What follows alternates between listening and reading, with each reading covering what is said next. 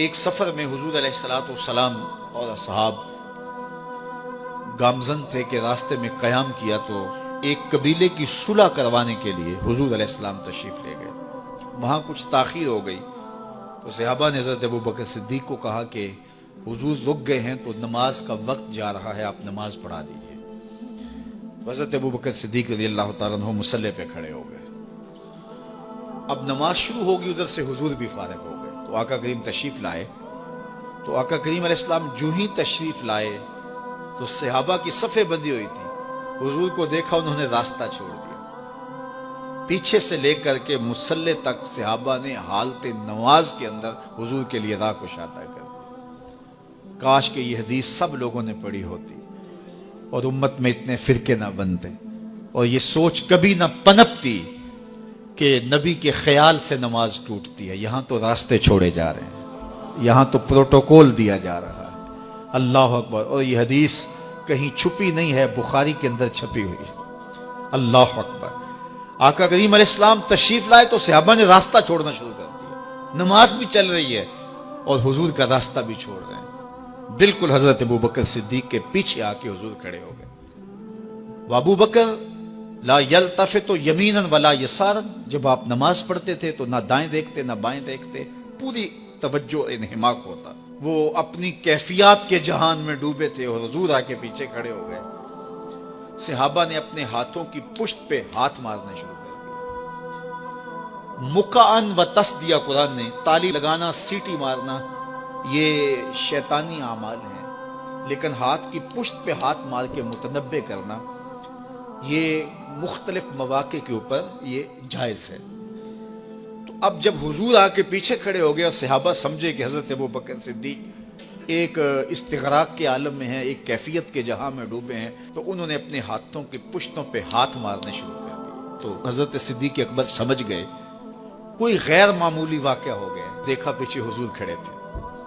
اللہ اکبر. تو حضرت صدیق کوئی مصلی سے سرک کے پیچھے آنے لگے تو آقا کریم نے اشارہ کیا رکو، نماز پڑھاؤ. سیدنا صدیق اکبر اس کے باوجود پیچھے آ گئے. کبھی ہوتا ہے حکم اور کبھی ادب آگے ہوتا ہے. اللہ اکبر.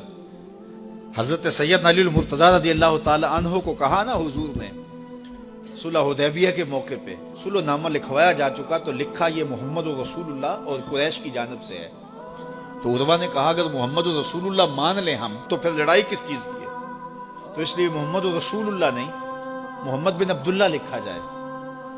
تو وہ اس بات پہ بضد ہو گئے اور اگر ایسا نہیں ہوتا تو معاہدہ ٹوٹ رہا تھا. تو حضور نے حضرت علی المرتضیٰ سے کہا کہ چلو رسول اللہ کا لفظ مٹا دو. عرض کی میں تو نہیں مٹاؤں گا، میں تو نہیں مٹاؤں گا، یہ نام میں تو نہیں مٹا سکتا. پھر حضور نے خود مٹایا. اب یہاں حضور نے کہا ابو بکر رکو، لیکن حضرت ابو بکر نہیں رکے، پیچھے آ گئے.